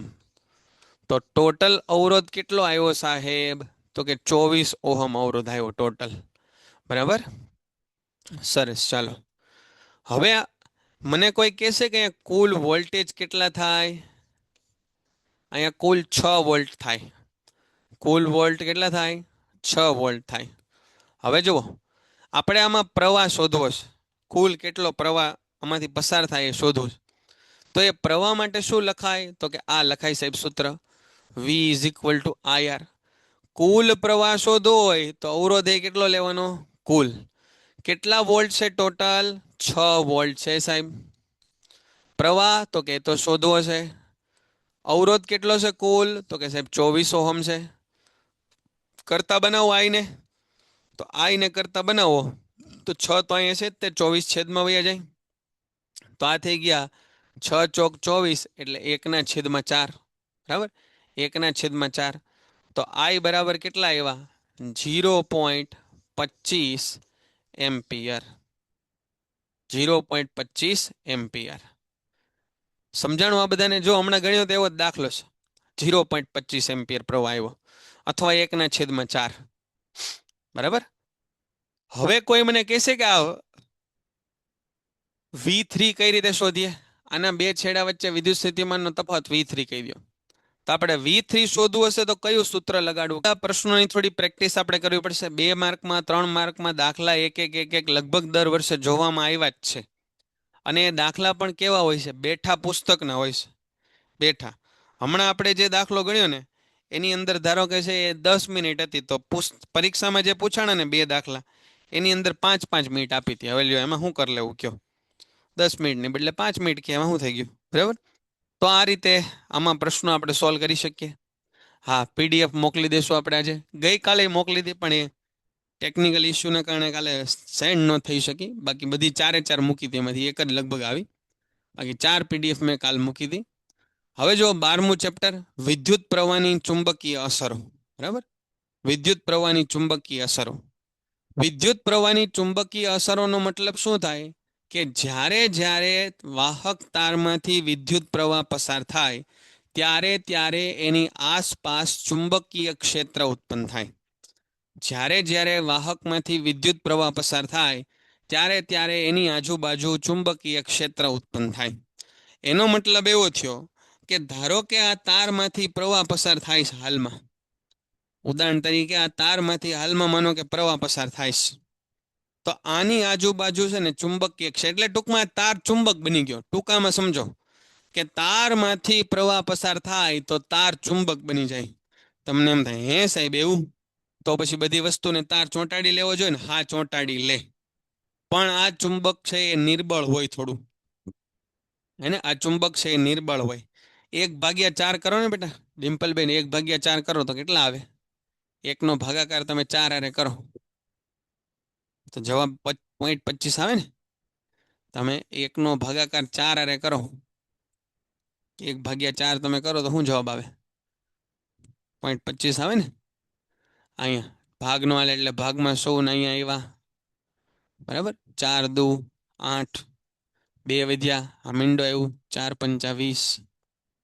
બરાબર, 0 0 આવી ગયા. સમજાય જાય? તો અહીંયા આપણને એવી ખબર પડી કે ભાઈ જ્યારે જ્યારે વાહક તારમાંથી પ્રવાહ પસાર થાય ને, જ્યારે વાહક તારમાંથી પ્રવાહ પસાર થશે ને ત્યારે ચુંબક બની જશે. આવું સૌ પ્રથમ અવલોકન કોણે લીધું? તો કે આવું સૌ પ્રથમ અવલોકન છે ને એ ઓસ્ટ્રેડ નામના વિજ્ઞાનીએ લીધું. ઓસ્ટ્રેડ નામના વૈજ્ઞાનિકે સૌ પ્રથમ આવું અવલોકન લીધું. જો કેમ ગયું ઓસ્ટ્રેડનું અવલોકન આવ્યું નહીં? ચુંબક, વિદ્યુત ચુંબકની અસર, હોકો, ચુંબકના સમાન ધ્રુવો. બરાબર, જો ચુંબકના સમાન ધ્રુવો વચ્ચે છે અપાકર્ષણ થાય અને અસમાન ધ્રુવો વચ્ચે આકર્ષણ થાય. બરાબર, ચુંબકીય ક્ષેત્ર રેખા. કાંઈ વાંધો નહીં, અહીંયા નથી લખ્યું, હું તમને કહી દઉં. બરાબર, વાહક તારમાંથી પ્રવાહ પસાર થાય ત્યારે એની આસપાસ ચુંબકીય ક્ષેત્ર ઉત્પન્ન થાય એવી વાત સૌથી પહેલા ઓસ્ટ્રેડે કીધી. ઓસ્ટ્રેડે. બરાબર, હવે આ પ્રશ્ન છે ને એ બહુ અગત્યનો છે. ચુંબકીય ક્ષેત્ર રેખાની લાક્ષણિકતાઓ જણાવો. ચુંબકીય ક્ષેત્ર રેખાની લાક્ષણિકતાઓ આપણે ગજિયા ચુંબક ઉપરથી ભણીએ. ગજિયા ચુંબકનું ચુંબકીય ક્ષેત્ર તમે જુઓ અહીંયા આપેલું હશે. ગજિયા ચુંબકનું ચુંબકીય ક્ષેત્ર કેવું હોય? આ રીતે હોય. આ ગજિયો ચુંબક સમજો. આ એનો નોર્થ પોલ, આ એનો સાઉથ પોલ. તો આ રીતે નોર્થમાંથી નીકળે, સાઉથમાં જાય. નોર્થમાંથી નીકળે, સાઉથમાં જાય. નોર્થમાંથી નીકળે, સાઉથમાં જાય. આ રીતે.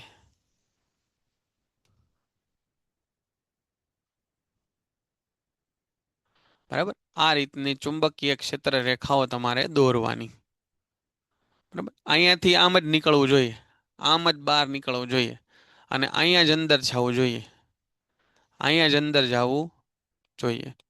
બરાબર? અહીંયા જ બહાર નીકળવું જોઈએ. અહીંયા જ તે બહાર નીકળવું જોઈએ.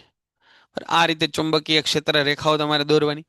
આ ચુંબકીય ક્ષેત્ર રેખાઓની લાક્ષણિકતા સમજો. શું આપ્યું છે? તો કે ચુંબકીય ક્ષેત્ર રેખાઓ ઉત્તર ધ્રુવમાંથી નીકળે અને ચુંબકની બહાર દક્ષિણ ધ્રુવમાં દાખલ થાય. ઉત્તરમાંથી નીકળે અને દક્ષિણમાં જાય. એન માંથી નીકળે અને એસમાં જાય. અને અંદર છે એ દક્ષિણમાંથી ઉત્તર તરફ જાય. અંદર છે એ દક્ષિણથી ઉત્તર. બાર જો, બાર ઉત્તરથી દક્ષિણ અને અંદર છે એ દક્ષિણથી ઉત્તર. એમ કરીને તેઓ બંધ ગાળા રચે છે. આમ કરીને તેઓ બંધ ગાળા અથવા વક્ર રચે છે. ચુંબકીય ક્ષેત્ર રેખાઓ જ્યાં પાસે પાસે હોય ત્યાં ચુંબકીય ક્ષેત્ર પ્રબળ હોય, અને જ્યાં ચુંબકીય ક્ષેત્ર રેખાઓ દૂર હોય, છૂટી છૂટી હોય, ત્યાં ચુંબકીય ક્ષેત્ર નિર્બળ હોય. ઉદાહરણ તરીકે તમે બે વિભાગ ધ્યાનમાં લ્યો. એક વિભાગ તમે ધ્યાનમાં લ્યો આ, એક વિભાગ તમે ધ્યાનમાં લ્યો આ. અહીંયા આગળ કેટલી બધી રેખાઓ આવે? તો અહીંયા છે એ ચુંબકીય ક્ષેત્ર કેવું હશે? પ્રબળ હશે. અને અહીંયા તમે જુઓ ચુંબકીય ક્ષેત્ર કેવું હશે? એ નિર્બળ હશે. કેમ? કેમ કે અહીંયા આગળ ઓછી ચુંબકીય ક્ષેત્ર રેખાઓ છે એટલા માટે. અહીંયા આગળ વધારે છે. તો જ્યાં આગળ ગીચ ચુંબકીય ક્ષેત્ર રેખાઓ હશે ત્યાં ક્ષેત્ર પ્રબળ હશે. જ્યાં આગળ છૂટી છૂટી ક્ષેત્ર રેખાઓ હશે ત્યાં આગળ ક્ષેત્ર છે એ નિર્બળ હશે. બરાબર? ક્ષેત્ર નિર્બળ હશે. પછી જો ચુંબકીય ક્ષેત્ર રેખાઓ એકબીજાને છેદતી નથી, કારણ કે છેદે તો હોકા યંત્રની સોય એ એક બિંદુ પાસે બે દિશા દર્શાવે. એક બિંદુ પાસે બે દિશા દર્શાવે એ ક્યારેય શક્ય છે નહીં. ક્ષેત્ર રેખાઓ એકબીજાને સમાન અને સમાંતર હોય તો તે સમાન ચુંબકીય ક્ષેત્ર દર્શાવે છે. સુરેખ વાહક તારમાં વિદ્યુત પ્રવાહના લીધે ઉદ્ભવતું ચુંબકીય ક્ષેત્ર કયા કઈ બાબતો પર આધાર રાખે? જો આ એક પ્રવાહધારિત તાર છે. આ રહ્યું, આ પ્રવાહધારિત તાર છે. એની આસપાસ ઉદ્ભવતું ચુંબકીય ક્ષેત્ર કઈ કઈ બાબતો ઉપર આધાર રાખે? તો કે બે બાબતો ઉપર આધાર રાખે. એક તો એમાંથી પસાર થતા પ્રવાહનું મૂલ્ય, બરાબર, અને બીજો આધાર રાખે સુરેખ વાહક તારથી હોકા યંત્રનું અંતર. તમે એટલું સમજો કે ભાઈ આ એક ચુંબક છે. આ ચુંબકથી હું જેટલો જેટલો દૂર દૂર જતો જાઉં ને એમ ચુંબકીય ક્ષેત્ર ઘટતું જાય. ચુંબકીય ક્ષેત્રને બી વડે દર્શાવાય. ચુંબકીય ક્ષેત્રને બી વડે દર્શાવાય. તો જેમ જેમ તમે દૂર જતા જાઓ એમ ચુંબકીય ક્ષેત્ર છે એ ઘટતું જાય. બરાબર? એક તાર છે, એમાંથી 1 એમ્પિયર પ્રવાહ પસાર કરો તો માનો કે x જેટલું ચુંબકીય ક્ષેત્ર ઉત્પન્ન થાય. તો એમાંથી 2 એમ્પિયર જેટલો પ્રવાહ પસાર કરો તો x કરતાં વધુ ચુંબકીય ક્ષેત્ર તે ઉત્પન્ન થાય. બરાબર? આ યાદ રાખવાનું. તો તમે સમજો કે ચુંબકીય ક્ષેત્ર છે એ કોના સમપ્રમાણમાં છે? તો કે ચુંબકીય ક્ષેત્ર એ પ્રવાહના સમપ્રમાણમાં છે. પ્રવાહ વધશે તો ચુંબકીય ક્ષેત્ર વધશે. અને ચુંબકીય ક્ષેત્ર છે એ વાહક તારથી અંતરના વ્યસ્ત પ્રમાણમાં છે. એટલે કે વાહક તારથી તમે દૂર દૂર જતા જશો તો ચુંબકીય ક્ષેત્ર છે એ ઘટતું જશે. આ માનો કે તાર છે, એમાંથી પ્રવાહ પસાર થાય એટલે સમજો એ ચુંબક જ બની ગયો. અને ચુંબકથી જો તમે દૂર દૂર જતા જશો તો તમને ચુંબકીય ક્ષેત્ર છે ઘટતું માલુમ પડશે. બરાબર? ચુંબકીય ક્ષેત્ર છે એ ઘટતું માલુમ પડશે. બરાબર? આટલી વસ્તુ ઉપર આધાર રાખે. વિદ્યુત પ્રવાહ ધારિત તારમાં હોકા યંત્રનું કોણાવર્તન બદલાય. આ હોકા યંત્ર લઈ જાવ એટલે કોણાવર્તન બદલાય. કોણાવર્તન બદલાય, નજીક છે કોણાવર્તન વધારે, દૂર લઈ જાવ એમ કોણાવર્તન છે એ કોણાવર્તન ઓછું થતું જાય. ચુંબકની શોધ કોણે કરી? કોને ખબર? એવું કઈ ફિક્સ નામ નથી ચુંબકની શોધ કોણે કરી. પણ ભાઈ એક પ્રદેશ હતો ત્યાં આગળ બધું ભરવાડ જતા તો ભરવાડની બૂટના ખિલ્લી ને ભરવાડના જે લોખંડની લાકડીમાં નીચે લોખંડના ભરાવેલા હોય એ બધા ચોંટી જતા. એ મેગ્નેશિયા નામનો પ્રદેશમાંથી બધું થયું હતું એવું બધું કહેવામાં આવે છે. બરાબર? બાકી કઈ સ્પેસિફિક નથી ચુંબક કોણે શોધ્યું. આપેલા બિંદુ પાસે હોકા યંત્રની સોયનું કોણાવર્તન વધે એનો મતલબ પ્રવાહ છે એ વધારે હશે. આપેલા વિદ્યુત પ્રવાહ માટે હોકાયંત્રની સોયનું કોણાવર્તન ઘટે એનો મતલબ તમે ક્યાં ગયા છો, દૂર ગયા છો. ટૂંકમાં એટલી બાબત ઉપર આધાર રાખે. પ્રવાહ જો તમે વધારો તો ચુંબકીય ક્ષેત્ર વધે. તારથી જો તમે દૂર જાઓ તો ચુંબકીય ક્ષેત્ર છે એ ઘટે. બરાબર, બે વસ્તુ આપણને ક્લિયર થઈ અહીંયા. પછી જમણા હાથના અંગૂઠાનો નિયમ શું કહે છે? જમણા હાથના અંગૂઠાનો નિયમ કે જમણા હાથના અંગૂઠાને પ્રવાહની દિશામાં રાખશો તો આંગળીઓ છે એ આજુબાજુ ઉદ્ભવતા ચુંબકીય ક્ષેત્રની દિશા આપશે. જમણા હાથના અંગૂઠાને પ્રવાહની દિશામાં રાખશો તો આંગળીઓ છે એ ચુંબકીય ક્ષેત્રની દિશા આપશે. એટલે કે જરા જુઓ, આ પેન મેં આમ રાખીશ, આ રીતે રાખી, બરાબર, આ રીતે રાખી પેન, અને પ્રવાહ માનો કે આમ જાય છે, આમ રાખો પેન એટલે દેખાય આમ, તો અંગૂઠો મારે પ્રવાહની દિશામાં રાખો તો આંગળીઓ આમ આવી, આમ. તો આની આજુબાજુ આમ સમઘડી દિશામાં ચુંબકીય ક્ષેત્ર હશે. પ્રવાહ માનો કે આમ આવે છે, આમ તમારી તરફ, તો અંગૂઠો આમ રાખો, આમ, તો ચુંબકીય ક્ષેત્ર આમ હશે, આ રીતે. સમજણ? બરાબર. તો ચુંબકીય ક્ષેત્ર સમઘડી અથવા વિષમઘડી દિશામાં છે એ કોના કારણે ખબર પડે? તો કે આપણને ખબર પડે જમણા હાથના અંગૂઠાના નિયમ ઉપરથી. બરાબર, જમણા હાથના અંગૂઠાના નિયમ ઉપરથી. જમણા હાથના અંગૂઠાને પ્રવાહની દિશામાં રાખતા આંગળીઓની દિશા આસપાસ ઉદ્ભવતા ચુંબકીય ક્ષેત્રની દિશા દર્શાવે. પછી જો વિદ્યુત પ્રવાહધારિત લૂપના લીધે ચુંબકીય ક્ષેત્ર, વિદ્યુત પ્રવાહધારિત લૂપના લીધે ચુંબકીય ક્ષેત્ર કઈ રીતે હોય સમજીએ આપણે. લૂપના લીધે ચુંબકીય ક્ષેત્ર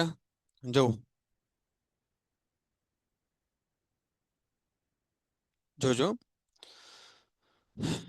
આ તાર છે, તારની આસપાસ માનો કે તારમાંથી પ્રવાહ છે ને આમ પસાર થાય છે, આ દિશામાં, આ દિશામાં. તો અહીંયા આ રીતે ચુંબકીય ક્ષેત્ર રેખાઓ છે, વર્તુળાકાર. આ વર્તુળાકારમાં જે બહારની બાજુ હશે, બહારની બાજુ, એ ચુંબકીય ક્ષેત્રની દિશા કેમ હશે? બહારની બાજુ હશે એની આમ હશે, ઉપર તરફ.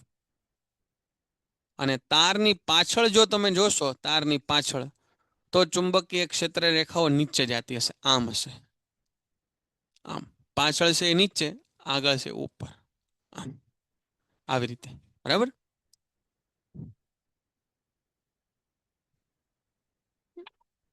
ચુંબકમાંથી વિદ્યુત પ્રવાહ પસાર કરવામાં આવે તો પસાર થઈ જાય ભાઈ, એને કઈ વાંધો નહીં આવે. બરાબર, પણ એનું ચુંબકીય ક્ષેત્ર છે એ ડિસ્ટર્બ થઈ શકે. બરાબર, એવું બને. કઈ રીતે તમે પ્રવાહ પસાર કરો છો, કેટલો પ્રવાહ પસાર કરો છો એની ઉપર નિર્ભર કરે. હવે આ તારને આપણે છે આવી રીતે વાળી દઈએ. આ તારને છે આપણે આ રીતે વાળી દીધો. સમજજો ભાઈ, પ્રશ્ન સહેલો છે. અહીંયા પોઝિટિવ ટર્મિનલ આપી દીધો, અહીંયા નેગેટિવ ટર્મિનલ આપ્યો. એટલા માટે પ્રવાહ આમ વહેશે, અહીંથી અંદર જાય, અહીંથી બહાર નીકળશે, અહીંથી આમ, આમ, આ રીતે આમ પ્રવાહ જશે. બરાબર, આવી રીતે. હવે કોઈ એક બિંદુ પાસે જો તમે પ્રવાહની વાત કરો ને, કોઈ એક બિંદુ પાસે, તો એક બિંદુ પાસે આ રીતે હશે પ્રવાહ. અહીંયા તમે આમ અંગૂઠો રાખો એટલે આમ હશે.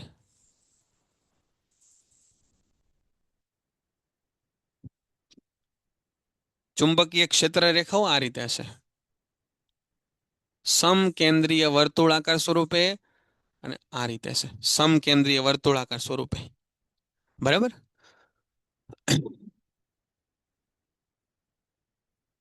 હવે તમે જરા ધ્યાનથી જુઓ, અંગૂઠાને આમ રાખો ને, જો આ વાયર્સ, આ વાયર્સ, બરાબર, અહીંથી લઈ લીધો એટલો નાનો કટકો. પ્રવાહ આમ પસાર થાય તો અંગૂઠો આમ રાખો, તો બહારની બાજુ આમ નીચે અને અંદરની બાજુ ઉપર, બહારની બાજુ નીચે, અંદરની બાજુ ઉપર. તો બહારની બાજુ નીચે એટલે આમ, આ રીતે. બરાબર, અને અંદરની બાજુ ઉપર એટલે પાછળની બાજુ ઉપર હશે. આ સમજાય છે બેટા કઈ રીતના આ બનાવ્યું? આ નીચે એરો કઈ રીતે કરે?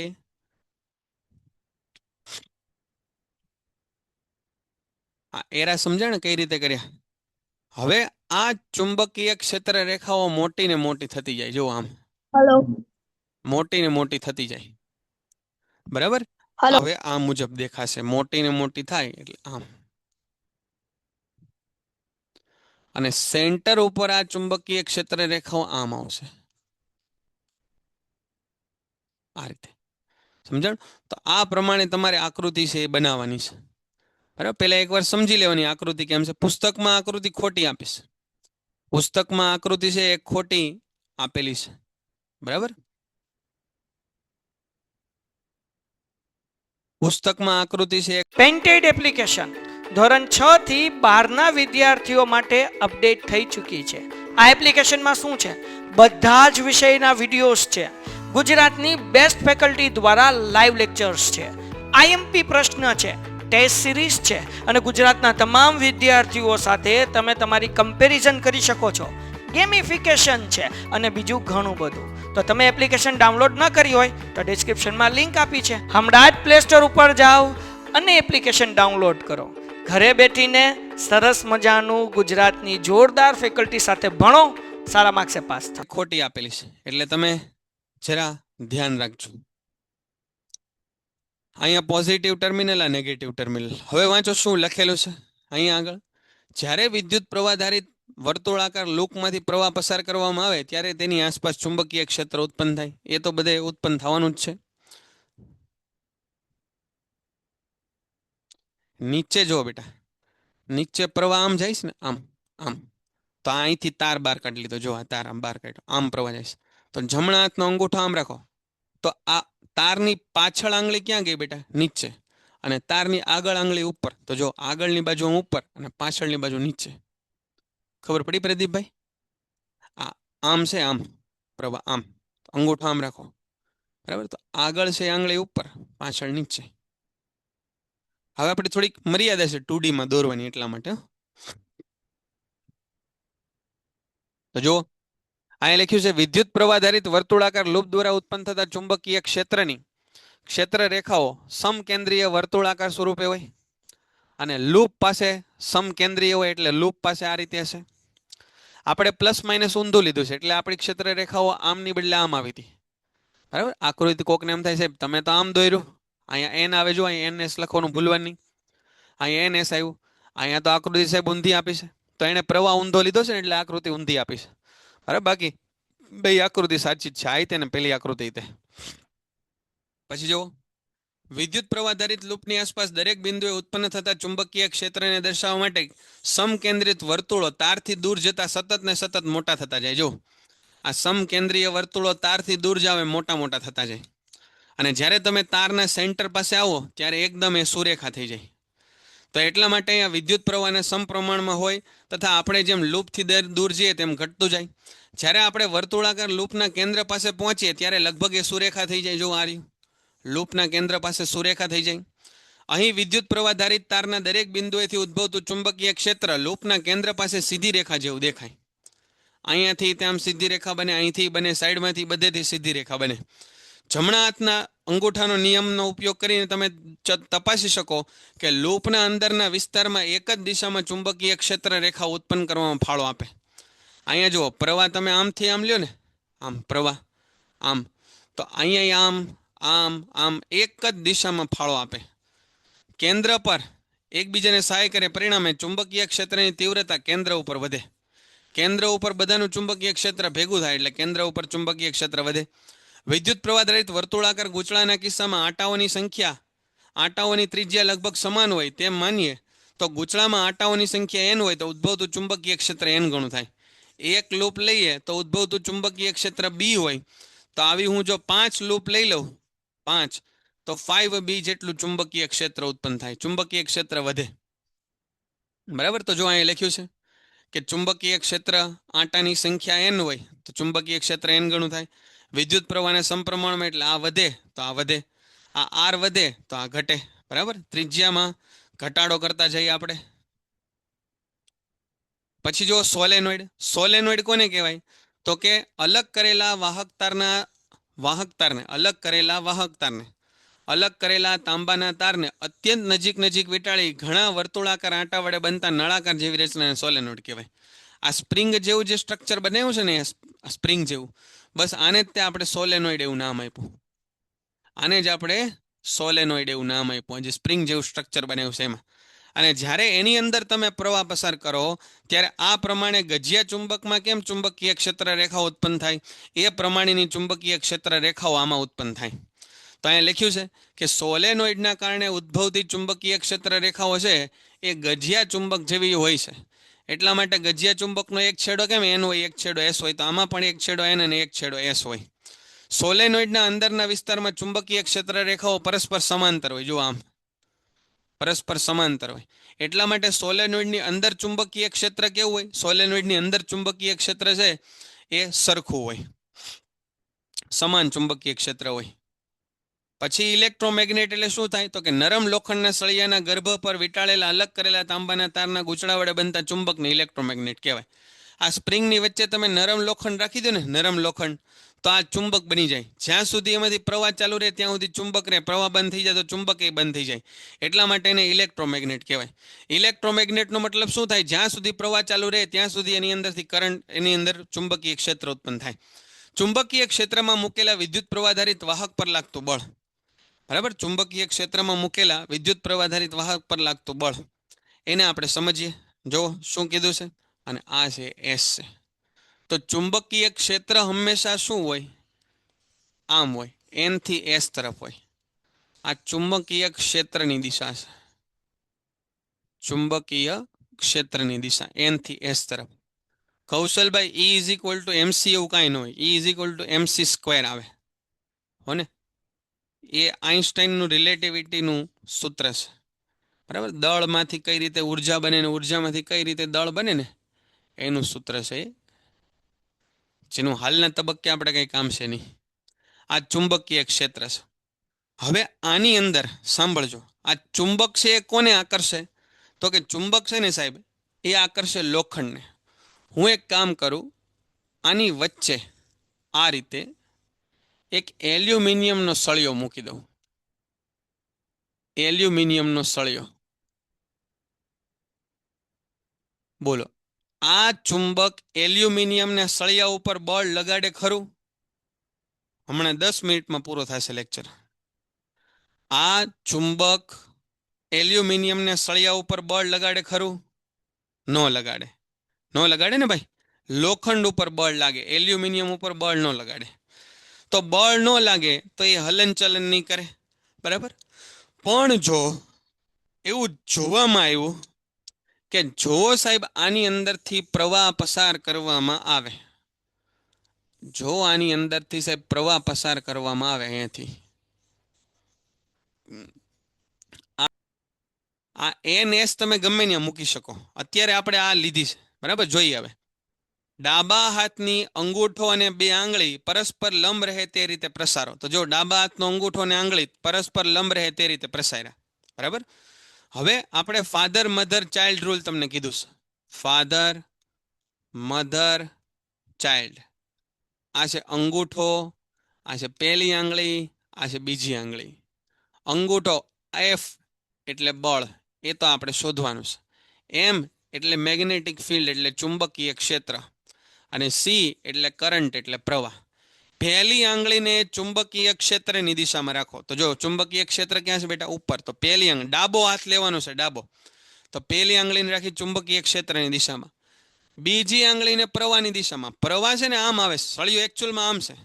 સળિયો એકચ્યુઅલમાં આમ છે, તમે જુઓ. સળિયો એકચ્યુઅલમાં આમ છે, આ રીતે આમ બહાર આવે એમ. એકચ્યુઅલમાં સળિયો છે ને આ રીતે છે, આમ. આ ચુંબક અને સળિયો આમ બહાર આવે એમ છે, સળિયો આ રીતે. તો ચુંબકીય ક્ષેત્ર રેખાઓ ઉપર, તો ડાબા હાથની પહેલી આંગળી રાખી મેં ઉપર. પ્રવાહ છે એ બહાર આવે છે, પ્રવાહ છે એ બહાર આવે છે આ રીતે. તો આ આંગળી રાખી આમ બહાર આવે એવી રીતે. તો અંગૂઠો ક્યાં આવ્યો? આમ ડાબી બાજુ. વાહ ભાઈ વાહ, ડાબી બાજુ. તો બળની દિશા કઈ થશે? ડાબી બાજુ થશે. બહુ સરસ, બરાબર. ચાલો હજી એક આવો પ્રયત્ન કરશો તમે? હજી એક પ્રયત્ન કરશો આવો? ચુંબકીય ક્ષેત્ર છે ને એ આમ છે, નીચે તરફ. ચુંબકીય ક્ષેત્ર છે ને એ નીચે તરફ છે, બરાબર. એક ઇલેક્ટ્રોન છે ને, એક ઇલેક્ટ્રોન એ આમ ડાબી તરફ જઈશ. તો તમારે કહેવાનું છે કે આ ઇલેક્ટ્રોન ઉપર બળ કઈ દિશામાં લાગે? ઇલેક્ટ્રોન ઉપર બળ કઈ દિશામાં લાગે? જવાબ આવશે કાં તો આમ બોર્ડને લંબ બહાર તરફ અને કાં બોર્ડને લંબ અંદર તરફ, બે માંથી કોઈ એક જવાબ આવશે. જમણી ડાબી બાજુ ન લાગે કૌશલભાઈ, આમાં જમણી ડાબી બાજુ તો ગઈ. 3 દિશાઓ બેટા આમાં આવે, 3 દિશાઓ. કઈ 3 દિશા આવે સમજો. એક દિશા આવે આ ડાબી જમણી, આગળ પાછળ અને ઉપર નીચે, આ 6 દિશા આવે. આગળ પાછળ ઉપર નીચે, ડાબી જમણી, આગળ પાછળ ઉપર નીચે, 6 દિશા આવે. બરાબર. તો ઇલેક્ટ્રોન ડાબી બાજુ ગયો ને એટલે આ દિશા તો જવાબમાંથી નીકળી ગઈ, સમજો. આ દિશા જવાબમાંથી નીકળી ગઈ, ડાબી જમણી. ચુંબકીય ક્ષેત્ર નીચે છે ને તો આ ઉપર નીચેની દિશા વહી ગઈ. તો હવે આ જ આવે, કાં તો આમ અંદર તરફ અને કાં તો બહાર તરફ. તમે કહો અંદર તરફ કે બહાર તરફ? બળ કઈ દિશામાં લાગે, અંદર તરફ કે બહાર તરફ? અંદર તરફ. જો પહેલી આંગળીને ક્યાં રાખો? ચુંબકીય ક્ષેત્રની દિશામાં. તો ચુંબકીય ક્ષેત્ર નીચે, તો પહેલી આંગળી નીચે ડાબા હાથની. પછી વચ્ચેની આંગળીને ક્યાં રાખો? પ્રવાહની દિશામાં. તો પ્રવાહની દિશામાં રાખી. એટલે અત્યારે ઇલેક્ટ્રોન છે તો ઇલેક્ટ્રોનની દિશામાં રાખી. તો ઇલેક્ટ્રોન આમ છે, જો પહેલી આંગળી નીચે આમ, તો અંગૂઠો બહાર આવ્યો, બહાર આવ્યો. અને અંગૂઠો બહાર આવ્યો એટલે જવાબ આવશે આપણો અંદર તરફ. હે હું કીધું સર? અંગૂઠો બહાર આવ્યો તો જવાબ કેમ અંદર આવ્યો? અંગૂઠો બહાર આવ્યો તો જવાબ કેમ અંદર આવ્યો ભાઈ આપણો? અંગૂઠો તો બહાર આવ્યો સાહેબ. જો આ ચુંબકીય ક્ષેત્ર નીચે, ઇલેક્ટ્રોનની દિશામાં આંગળી રાખી તો અંગૂઠો બહાર આવ્યો. તો અંગૂઠો બહાર આવ્યો તો જવાબ અંદર કેમ કીધો આપણે? જવાબ અંદર કેમ લીધો? બહાર આવવો જોઈએ ને ભાઈ. અંગૂઠો તો બહાર આવ્યો, અંગૂઠાની દિશામાં હોય ને બળ. પણ યાદ રાખજો બેટા, યાદ રાખજો કે જ્યારે ઇલેક્ટ્રોન હોય ને, ઇલેક્ટ્રોન, ત્યારે તમારે ઇલેક્ટ્રોન જે દિશામાં જાય ને એનાથી ઊંધી દિશામાં પ્રવાહ લેવાનો.